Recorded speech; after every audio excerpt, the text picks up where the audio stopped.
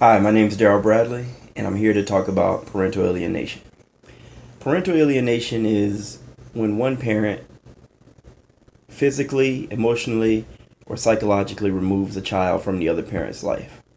This can be done in a myriad of ways: down talking the other parent, uh, making a child afraid of the presence of the other parent, telling the child that the other parent doesn't have the certain rights to do what they want to do in terms of questioning or asking them things or anything of that nature.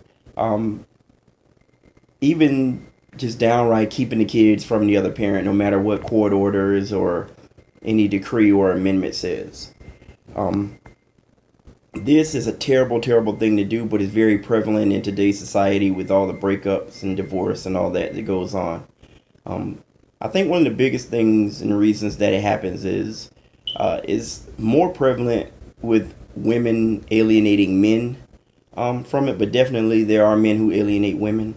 I think what happens is at the end of a relationship, sometimes, obviously, actually, pretty much every time, there are really bad feelings, and the way to really hurt the other person is to keep the kids away. Um, I definitely think that sometimes with the women who are alienating their children from the fathers, I do think that women sometimes feel like they have a God given right, given the fact that they carried the children for 9 months and gave birth to them, to kind of do what they want with the kids. And there's a very old school way of thinking that the mother is the best parent for the children to be with most of the time. Um, some of the ways that this can be combated is by having shared parenting bills. As currently constructed in most states, there's a whole thing of going through family court, and that can be extremely expensive. Um, it just is takes a toll on everybody, emotionally, psychologically, financially, and you end up fighting and accumulating bills for stuff that you never really get out of it what you need. Um,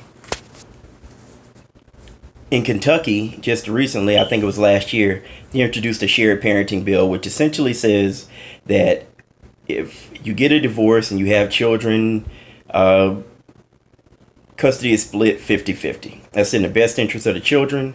No one owes anyone anything, unless there's some type of domestic abuse or physical abuse or child abuse in play. Automatically, it's just 50-50 custody. Each person goes their own way. Uh, we are in hopes, as people who are actually activists for against parental alienation, that this becomes the status quo throughout the United States. And there are many states such as Illinois and Tennessee who are have some shared parenting bills in legislature right now, and hopefully they'll get passed. And so we do have a precedence for doing better. Um, I myself am a victim of parental alienation. Uh, my story is a lot longer than I have time to talk about right now, but I do have one of my children with me. My two younger children I am not seeing. I'm gonna tell you, it's a very heart wrenching thing. It's hard enough to go through a divorce and to go through a breakup, and just a way of life that you've had for so long, it ends. But as an adult, you kind of understand that things don't go and last forever in that way. But when your kids are ripped away from you, and you're used to coming home every day from work and seeing them and having that energy, and you're used to taking your kids to practices and having your daughter with you, go everywhere with you to the store, then all of a sudden they're not there every day. It takes a toll on you mentally. It hurts you. It takes a toll on you physically. I mean, emotionally, I can't tell you the heartache that I went through. But rather than just kind of fall into a hole of despair, I decided that, hey man, I got to do something about this, at least on my end, because it seems like there are a lot of men going through this, and it is a lot bigger issue than what I ever envisioned or imagined.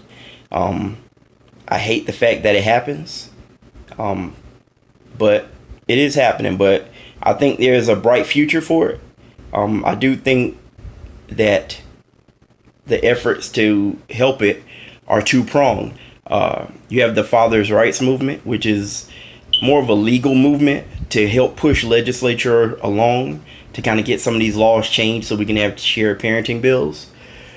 Then my foundation, which is called Dedicated, is fairly new, and I try and take an approach of support.